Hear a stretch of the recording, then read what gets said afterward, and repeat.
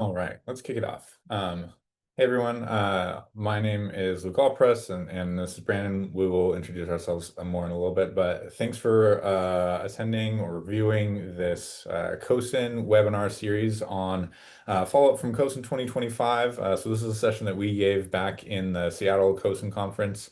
And we're excited to share it again with you in this webinar focus, with webinar medium. Hopefully it can just give an idea of what it was like for us to go through, a cyber incident.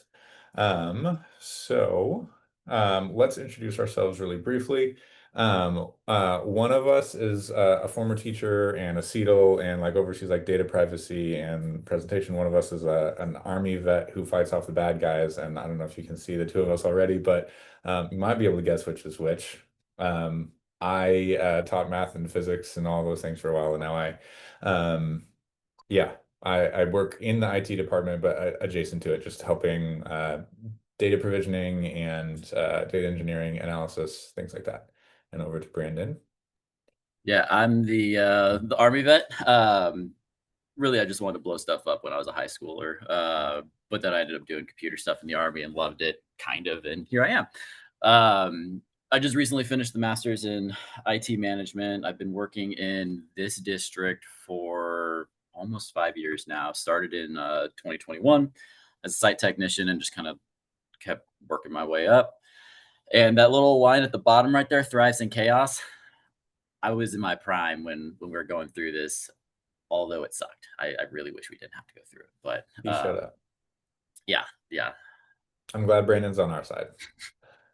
Um, this is like an overview of QR code and a bit.ly to access any of the resources we reference. There's like emails that we sent out, like this is what we sent to the community. This is a reference to our CIRP.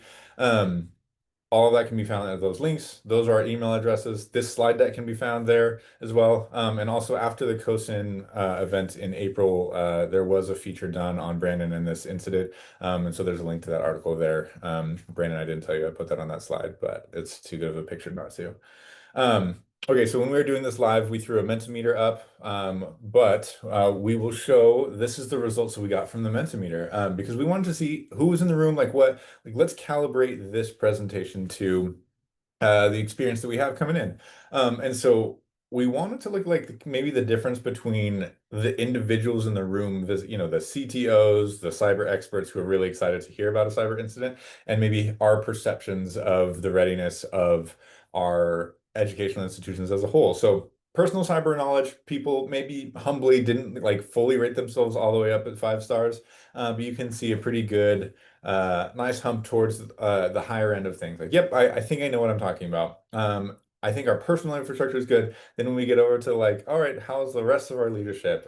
Do we trust our staff to not click a phishing link?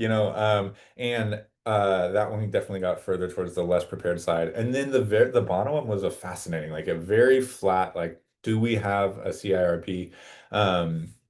Full like that was a across the board, anyone might land anywhere on that, and so that was a big part of our story. So Brandon will definitely get into that later. um Less fun to do this in a webinar format, but we all share the same woes of like turning to something off and on again is the right solution. Has someone sent you the password in the body of an email? Right, we have all lived in this IT world, and the internet is broken only to find out something is unplugged. Um, Okay, quick introduction, just to set the stage. I would imagine a lot of the folks that are interested in attending this webinar will know some of this intro content, but just to at least do some level setting and get us to the place of having some common language and just getting us all in the mindset. Education is the second most impacted industry from ransomware attacks. Ransomware being the bad guys come in, they try to lock you out and say, pay us with Bitcoin or something comparable to get your data back. And government, education, and healthcare are targeted because we have lots of data that we care a lot about, and we don't necessarily have enough money just flowing around everywhere to spend on a really strong cybersecurity infrastructure. So it makes us susceptible to that. Today we are going to talk about, I mean, obviously the title of the session is there was a cyber incident, a attempted cyber attack. Always want to be really careful with this language. We'll talk about what went down there, what we did in response, what we learned, and a big part of that is how we were prepared for it, because Brandon did a lot of things that made us come through this successfully, because of the pre-work he had done there. Um, I will give a brief layman's analogy of what happens in an attempted ransomware attack, from our perspective. So, if our data warehouse, if our on-site data can be viewed as a house, the bad guys find some way to get in. They find a spare key that was left under the mat. Your kid tells the neighbor down the street where they can find the spare key and what the code to the security system is, just because they thought it was their friend. So the bad guys get in, and then they can start going maybe into different rooms of the house. And hopefully, we have a really good security system that says, hey, someone has entered the house with suspicious behavior of some sort. Hey, someone has entered this room of the house, being a different server, with suspicious behavior. And then ideally, the security walls come down. They prevent them from leaving, but they might still be in the house. So then we still got to monitor what they're doing. But then we do get to track and see if anything has left the house, because we have monitoring on all of the doors and windows to see what goes in and out. But the goal being that we prevent them from taking anything out of the house. That would be exfiltration. And then also, in a ransomware attack, specifically, they're going to go in there and try to change the locks on all the doors and say, we will give you the new key if you pay us for it. So, just with that kind of as our layman's analogy metaphor, I will toss it over to Brandon, who will give more of the technical details that I would imagine most people watching this are looking for. All right. So what happened? Some bad guys got into our network. They ended up getting a hold of a service account that had VPN credentials. And I'm sure some of you are sitting there thinking service account with VPN credentials. Yes. I'm not sure why that particular one had the credentials it had. And I had overlooked doing the full account audit when I first got into the seat, because I was trying to just get my head around everything with the network, because I did go from campus technician into the network operations manager. So when I got into that seat, everything opened up and I'm like, oh, there's a lot of stuff going on here. And I just hadn't gotten around to it at that time. And the incident itself happened, what, about 6 months after I had gotten promoted into that position. And it happened in January, right after the new year. We were one of those stories. Um, so they had gotten in, they compromised our VM infrastructure. There was the ransom note on there. They were able to get the entire ESXi cluster, but they weren't able to get the VMs themselves. And then they were trying to jump around between our other domain controllers when we noticed everything was actually like a cyber incident. As you can see, there were 5 different servers that got access. 3 of them were domain controllers. 2 of them were our backup and replication servers. And that 2 were also included in the SXI cluster, just because we did actually restore from that guy some of the immutable backups from it. We're also still confident that no sensitive PII or any of that type of data was exfiltrated. I'm sure that they got some directory information just from our AD structure and everything. But as far as like account details and everything like that, passwords have already been changed, MFAs on everything. But we were monitoring the dark web along with our security team, and we didn't see anything relating to our district at all. And obviously, we weren't going to go kind of calling out who the people were, because we're not trying to have that smoke. Next slide is going to be the timeline of what happened. So I remember this day clearly because my truck was actually in the shop. So I was, having a remote day, right? It was nice. Rolled out of bed, started to check some emails while I was kind of waking up. And that's when I started seeing I saw a couple CrowdStrike alerts that were kind of like, I don't like that. It's doing something it shouldn't. So I was kind of looking into that. And then we had gotten alerts of some network outages. And that's when it was like, okay, cool. I'm keeping this in my mind, but we're looking into what's going on here. And we lost access to our vSphere controller to actually see all of our VMs, to see what was going on with the VMs. We ended up trying to reboot one of the boxes, and that kind of kicked everything off. So we had called up one of our network consultants at the time, and I was sitting on the phone with them. We were going back and forth trying to get back into the box. And then CrowdStrike started sending some more alerts. And that was when the threat actor was actually on our domain controllers because they lost access to the boxes they were trying to get into at the time, which is what we were also trying to get back into. So they decided to start pivoting around, and CrowdStrike was, sending up all these alerts. It was blocking stuff on the domain controllers. And when I saw those emails come in, that's when I was like, "Oh no, we are toe to toe with bad guys right now."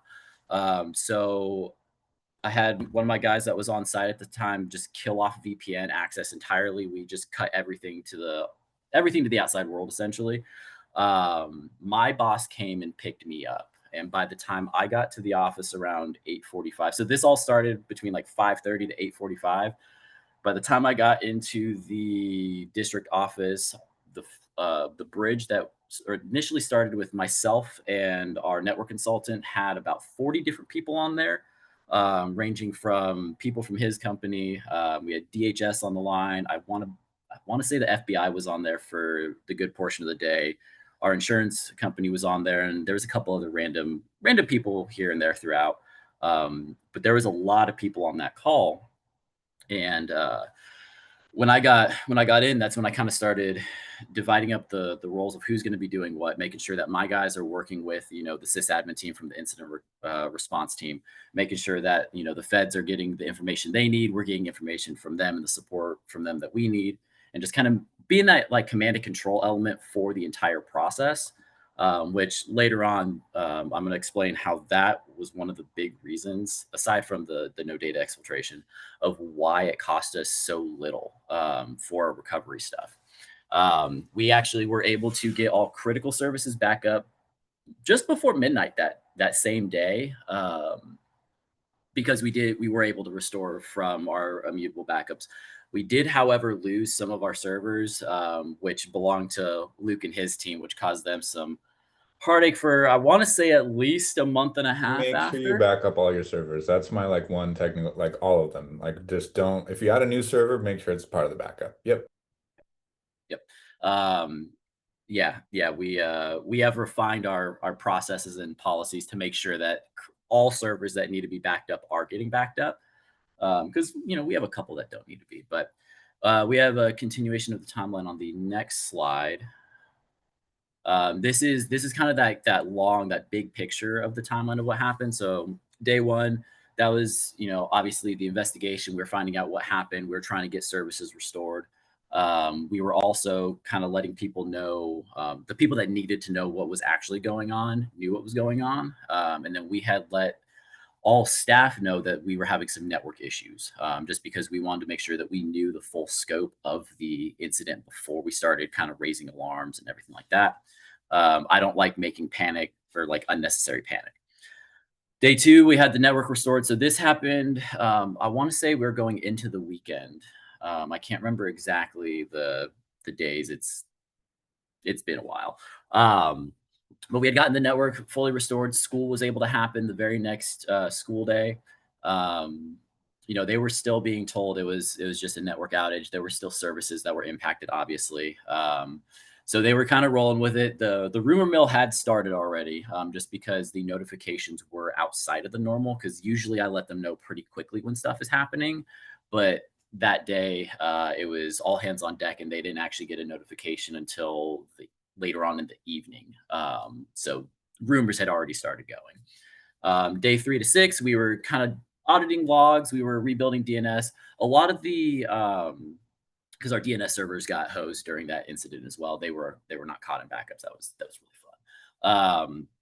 But we were going through, digging through all the audit logs. We were digging through all the servers. We were making sure that there weren't any additional hooks. We were confident that the first day we got all the hooks just out of there. There was only the one account we saw that was doing stuff. We nuked that account, which I'll get into that a little bit later on as well.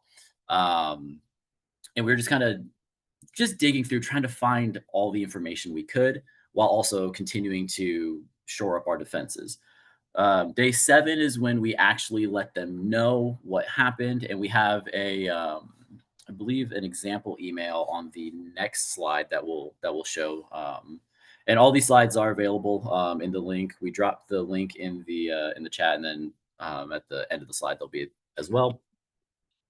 Let's see, day 10.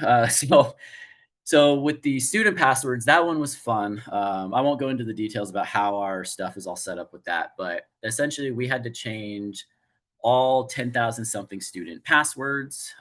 It was definitely I a will big interject. undertaking. Someone Yes. asked in the live thing, they said, why did you have to change all student passwords? And the answer was that our student passwords were set as the description field in our all of their AD accounts in plain text. And that was an existing infrastructure that we have since changed. Yeah. At the time when it was set up, it was an archaic account automation script.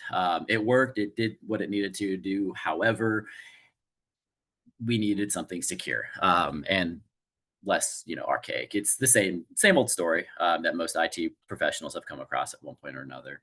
And then by day 21, we had the all the servers that Luke was in charge of, or most of them, I think by that point had been rebuilt and were functioning in most of its entirety.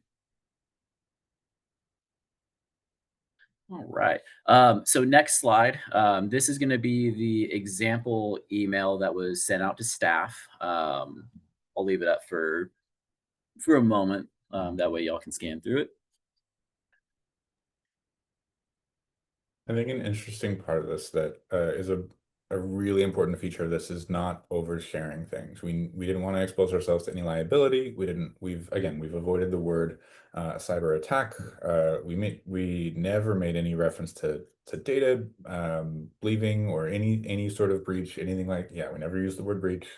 And this is all under the guidance of our insurance and the trust, the folks that supported us through this homeland, all that.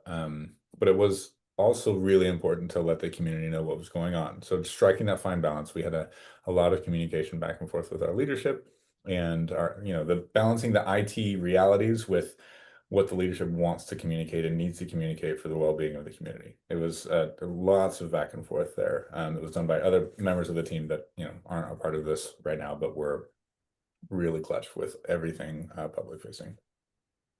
And one thing to note with the correspondence is I didn't actually have a big part in how the letter or the emails were sent out, but I did have a big part in the verbiage that was used. So they would send the email to me so I could just kind of scan through it real quick because they wanted to make sure they were using the proper terminology. Just because as the subject matter experts, we should be giving them the proper information to make sure that they're one giving the right information and two not hitting any of those weird kind of like legal like boundaries that exist. So working with your legal team if you have one, definitely do that. And you can pre-stage a lot of these different emails. So you have like your draft templates already kind of like ready to rock and roll. Um, so now we'll kind of get into the technical details. Excuse me. So how do we determine no data exfil or data got exfiltrated? The biggest thing is we didn't see it up for sale. We were monitoring the dark web, the different little like channels that the threat actors will use to sell this kind of data and everything. We didn't see anything. Our security team that we were working with didn't see anything, and they still poke around every now and then. And there hasn't been any mention to us or this attack. We've been kind of keeping tabs on it. Um, like I said, the directory information I'm sure did get exfiltrated, which is why we had to do that password change for all of our students, just because of the way that script had worked. Um, so who was involved in the response and recovery? My entire district office tech team was there. So we had our sysadmin, our network admin, and our special system admin. We were all kind of working together. I had everyone split up. Our campus technicians were essentially running screens at the sites. They had gotten clued in very briefly and very high level and told to keep it on the low. As far as they were aware of, it was network issues that they were telling people it was. So they were just trying to help kind of alleviate the campuses while we did our work up at district office. For external, we had the Arizona Department of Homeland Security. We had our network vendor who also had a security team that we were working with, and we still have them on as our kind of a SOC as a service, if you will, just helping us monitor our CrowdStrike environment and make sure things are still good within our infrastructure. The FBI was on the line, and then not mentioned, we also had our or our insurance company, the trust, was on there as well. I believe there were a couple other state entities that popped in as well from like the governor's office, but they didn't interact with much, which is why I don't really remember. Um, the next bullet point: insurance. So we didn't have MFA across the board. We had it on a bunch of different things, but we were in the process of building out that implementation. And one of the problems was the network infrastructure, while it worked, it wasn't set to be able to be modernized. So we were in the process of also having to modernize the network while also, building up the defenses. So we were in the process of implementing MFA, and unfortunately, the servers and the account that got hit weren't under that MFA. And actually, I run that back. Sorry. The reason why they didn't cover it was because our firewall couldn't support MFA. That was what didn't have the MFA. And then it wasn't on the servers at the time as well. But the firewall at the time was it was a very outdated model. It was still running as it needed to be, but it wasn't talking with all of its components, because you had your chassis, the brains, and then the controller, and they were like kind of talking but not fully talking. So it wasn't creating logs. It wasn't doing like the latest like threat lists and everything like that. And that was a big problem that we it still makes me kind of frustrated at it. Um, but we weren't able to see exactly how they got in, and like how long they were in, how many times they got in, just because those logs didn't exist on the firewall side for that VPN. Um, but the insurance saw that and they're like, "Hey, we're not covering any of this." And we're like, "All right, sweet, this sucks. Let's keep going because we got a job to do." So we kept running through. Like I said, I was acting as the command and control element. So I was making sure everything was just kind of running, rocking and rolling. Our IR team had everything they needed, that we could provide, anyways. Our teams had everything that they needed and the support that they needed from external. And we were able to minimize the cost that way. Overall, I want to say it was under $100,000, from recovery to our SOC as a service kind of deal. And like I said, that was just because I was taking charge and we didn't get data exfiltrated. If one or the other didn't happen, it would be a little bit different. If we didn't have the command and control piece, project managers would have had to been brought in, so that would have been a bunch more extra money. But if that data got exfiltrated, it would have been a typical ransomware event that you see. We got lucky on that front. Our 3-2-1 backup method was both part of the problem and the solution. Part of the problem being it was the service account for our backup solution at the time that got compromised. Um, Now, some of you might be sitting back and saying, wait, the service account was for your backup solution. Why does it have VPN or credentials? My thoughts exactly. And that runs back to that account auditing. Since then, we've audited all of our service accounts. They have what they need, and then if they don't need to be logged in, we also have a group that we've applied to a lot of the different service accounts where they don't have interactive logins anymore. They're just not able to. And we are going to be moving to the group managed service accounts at some point, but we still have infrastructure that we have to upgrade on the back end before we can get to that point, and we're working on it.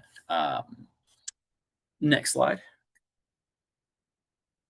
All right, so this is what my boss did during this event, and it was mainly to keep everyone away from me and keep the ball rolling on the higher level stuff. So um, we pre-planned expectations, and this was really pushed by me.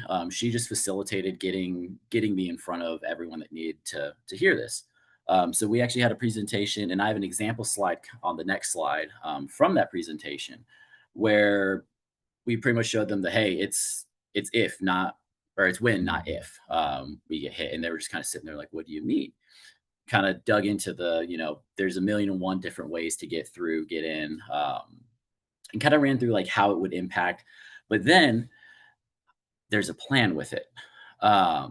With that, when I got in front of them, it wasn't just a scare method. Hey, give me money. It was, hey, things are going to happen. Here's how it's going to play out, and there's this big flow chart. The flow chart's also in the presentation. So it's coming up in right after the next slide, which will show kind of the high level of what happens during a cyber incident. And ours panned out exactly like the flow chart. It's just we had a bunch of different things going on at once because we had different teams all working together. Um, the efficient flow and keeping the team small, that's going to be for your executive teams. So she put in there, if you have your chief of staff, your superintendent, your executives, anyone that has decision making authority, or any of your higher level cabinet members, you're going to want them on the team because you're going to want everyone's involvement and input during this event, because they're also going to be helping keeping their people calm and their people understanding, like, hey, IT's working on it, we got to do what we can to help them, right? And sometimes that's just by not doing anything at all. um, Having a folder of pre-written releases.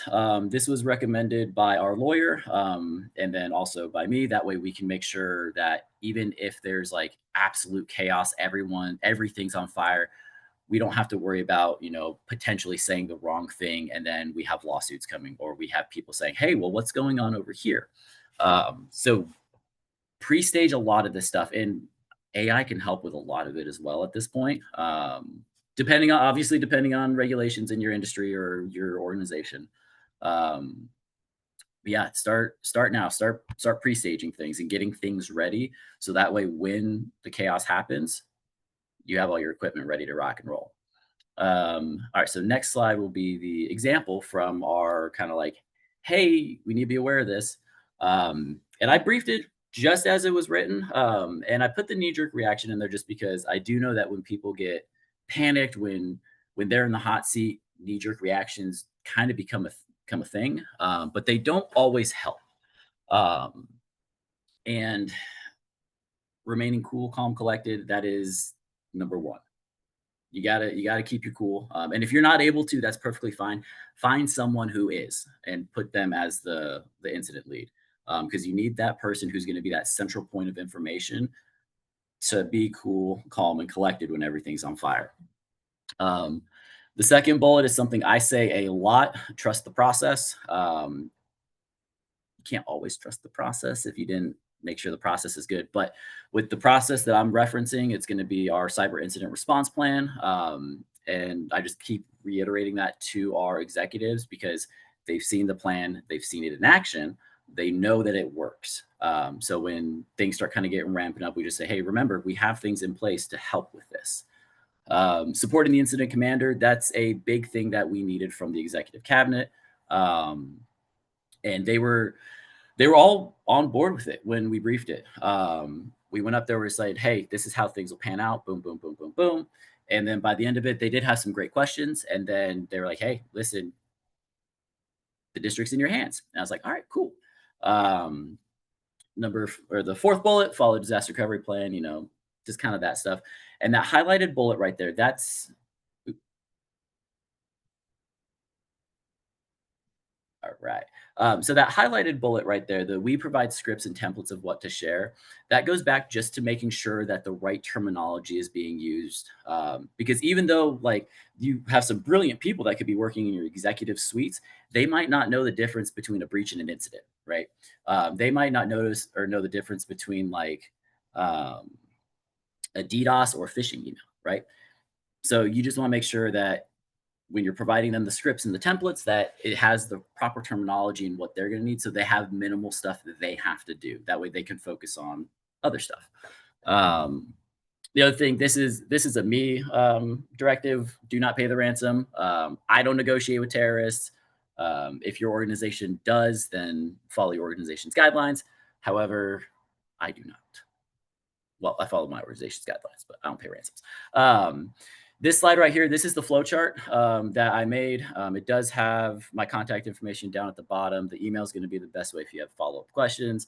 That phone number, it's mainly used as a voicemail trap for sales calls, or if I need to place calls. But this flow chart is kind of what my brain envisioned on the paper for other people to be able to follow. And I'll give everyone a moment just kind of look over it. It did ended up panning out pretty much exactly as I had listed it, with little adjustments here and there. And then this, there is a PDF copy of this in the slide resources, and there's also an editable copy. I did make it in Visio, so it's a VDSX file. I think that's what that file is. That way you can just kind of take this and run with it as a template. Obviously, I'm not going to be your incident commander, so you'll want to change that information if you do recycle it. But yeah, we can move to the next slide. Sorry, my computer just changed stuff around.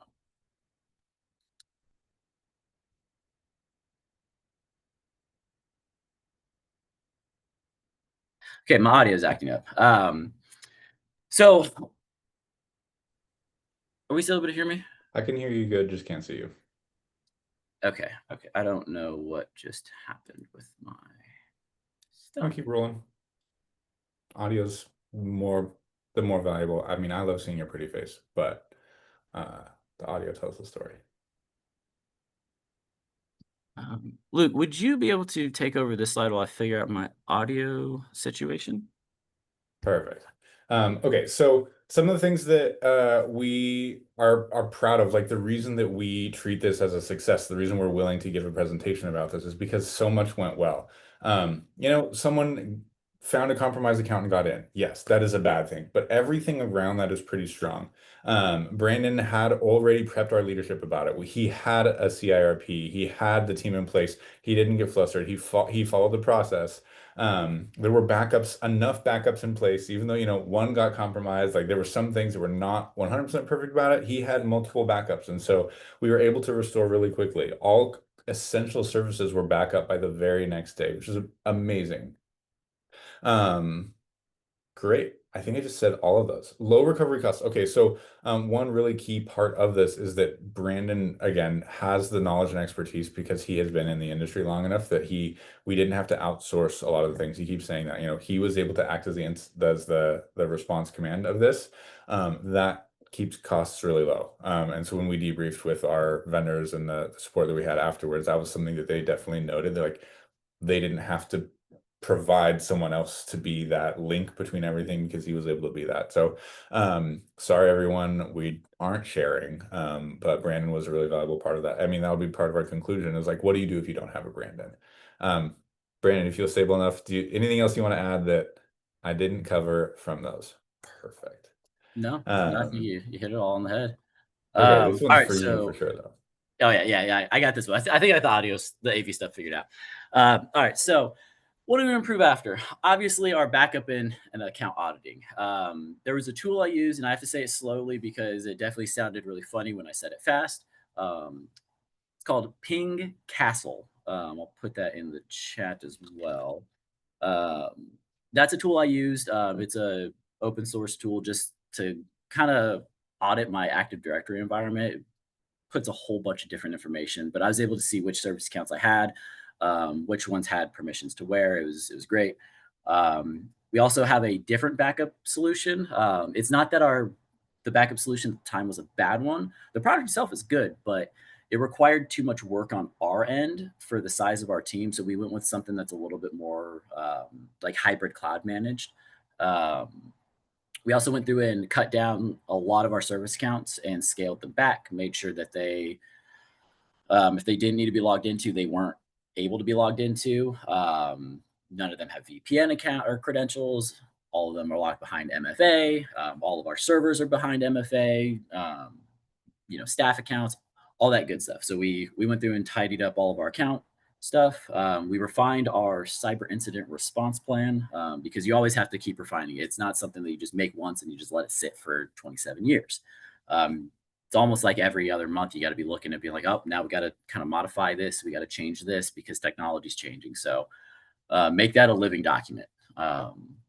We went through and upgraded our firewall. We got a brand new firewall, completely different vendor. Again, not because the product we had was a bad one, but super outdated. We wanted something a little bit more modern and could kind of work with the setup that we were going with because we were at the time and still are making some back end changes on our infrastructure itself to kind of make things more redundant and just flow a lot better and be able to handle everything realistically. Because we want to give the students the best experience possible. So we added in a security vendor to augment our team. SOC as a service. They've been great with us. They went through and they added in a bunch of different rules and stuff into our CrowdStrike environment. They help make sure that it's getting what it needs to, and then they'll poke in when alerts start kind of coming through and verify if it's a false positive or not. It's been great, and then we'll see stuff and ask them questions, and we'll kind of like jump in, go back and forth. Um, I already mentioned the removing interactive logins. We did that through group policy, by the way, on the Windows side for our service accounts. And again, if you have questions on any of the stuff I mentioned, my email is available. We also went through and patched all the stuff. We have Tanium for patch management, which I don't think I mentioned this but the Arizona Department of Homeland Security has a program called the Cyber Readiness Program, where they provide a bunch of security tools at no cost to state and local education entities. So we have some products through them. So we're getting our CrowdStrike, Tanium, and Duo MFA through AZDHS. It's a great program. I love it. Otherwise, we would be not as far along in our network stuff and security kind of bolstering as we are now. Next slide. Yes. So, so when we before we had actually presented this time at or this presentation, we had another attempted incident where they had gotten in through. This was through another account, and we're still in the process of adding VPN into into the firewall, because the firewall was just put in place, and we're still kind of building everything back out. So they came in through the VPN, but they were in for less than 15 minutes. CrowdStrike started popping some alerts and blocking stuff, and then we actually saw that VPN connection in the new firewall, and we saw that it just timed out, and there was no reconnections because we were monitoring for reconnections on that account, but they gave up. They saw CrowdStrike was on there. Was like, nope, we're not doing this. So we did go through and change that password and everything like that, and make sure that it got under the proper MFA. But yeah, that one was just to show that, hey, what we did helped. And we definitely did bring this up to cabinet. We said, hey, look, from that incident that happened, here's what we've implemented and changed. Here's what just recently happened, and here's how far they didn't get, which was amazing. And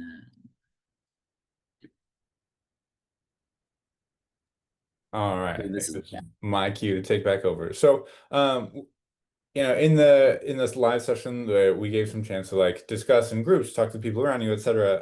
But I hope that this like our walkthrough of both what happened and what we did before and after that made it valuable and something that we get to brag about has given some information, some ideas that you could be able to use with your teams.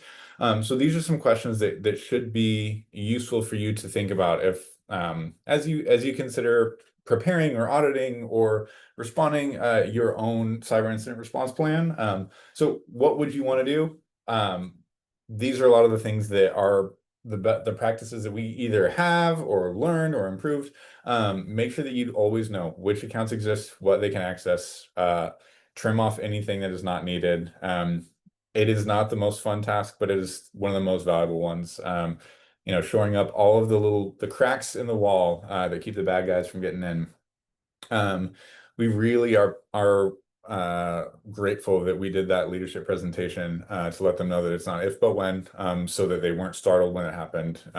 You can use us as an example of folks who like we tried and we prepared. It still happened to us. There's nothing you can do. The bad guys are going to find a way of some sort to try to do something. So justify at least like a good 15-minute presentation on the state of cyber across the country. Education is a major place that is targeted by these threat actors so that they are aware. So it's not the first time they've heard about it when something occurs to you. And then, yes, have a plan. Steal Brandon's as a start for where you can go from there. And if you don't have a Brandon, Again, we will not share him. He's stuck here. But there are ways that you can address this without having to hire, like if you can't find someone with this expertise who wants to work in education, there are hopefully partnerships with your state and local governments. Federal government has things that are available to you to be able to protect the data of our students. It's the thing that matters.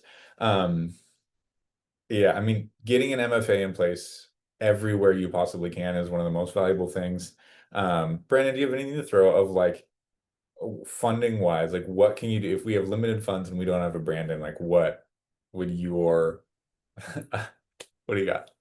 I mean, the difficult part is not having just that kind of like just the cyber knowledge of just all the different possibilities of what is and isn't. Um, but have a plan.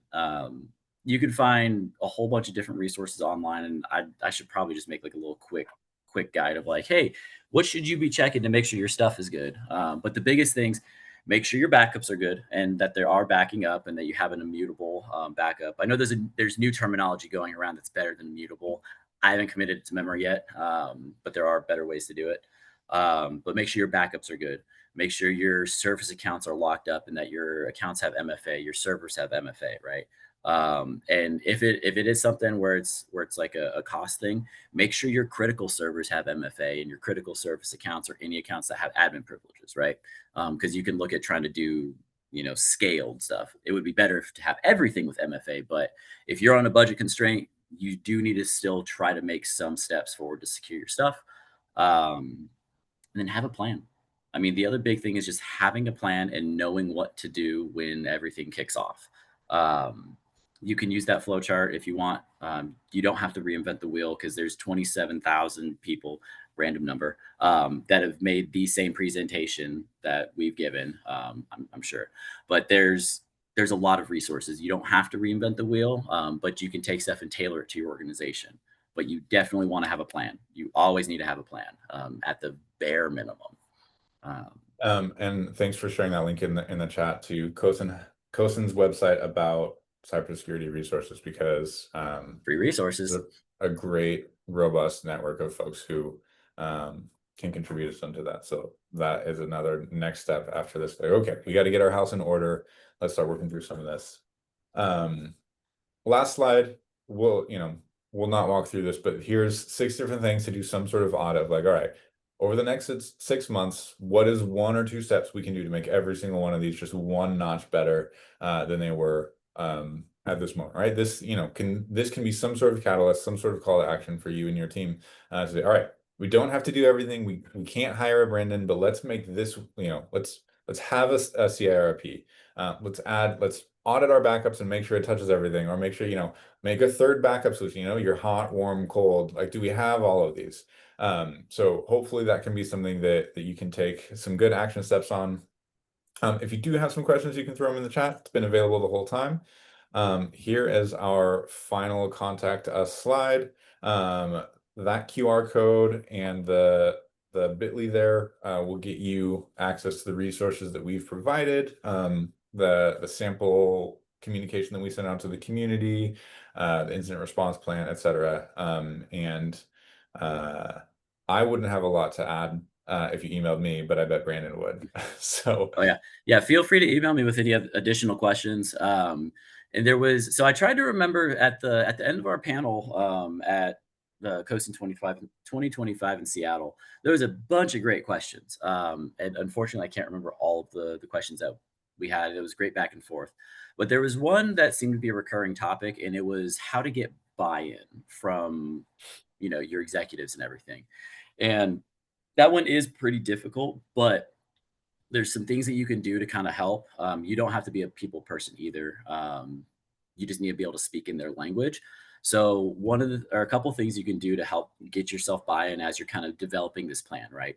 Um, you want to put it in the business terms. So you want to put it in terms of money dollars and impact, right? How is this going to impact either funding, budgets, wallets, the money stuff, right? Or how's it going to impact the service that you provide? And if you're working in education, the service you provide is education to the students, right? So how is that going to impact them, right? Well, if the network's down for an entire day, that means that's an entire day that the students don't have access to the learning resources, right? So you have to put it in terms that they're going to understand. That's step number one. Number two, have a plan ready before you get the buy-in, right? So if you're going to say, "Hey, listen, there's these bad guys they're always trying to get into our network. Here's some stuff that happens from our logs," and then you just leave it at that, you're probably not going to get the money you need. But if you're like, "Hey, listen, here's some trends that we see. Here's how it impacts. Here's some things that we're doing now already, right? To help kind of prevent. Here's some things we want to do. Here's some, do like a short term, like, like 3 to 5 year kind of like window, right? View, and say these are things we want to do. However, we need funding to get some of these, and here's how each different thing is gonna, positively impact, or negatively impact if you don't get the funding, right? Put it in terms that they can understand, so they can visualize what actually happens. Because a big problem is, with that translation from technical to non-technical, is non-technical can't necessarily like envision all the technical stuff like we can, just because we've been working in the fields for so long. We kind of just we know things. They don't know those things that we do, so we need to put that in their terms. um, Show cost analysis. If you're able to get a cost analysis going, if you even run over to your business department and say, "Hey, listen, can you help me make a cost analysis for this? I'm trying to, like, get some funding," right?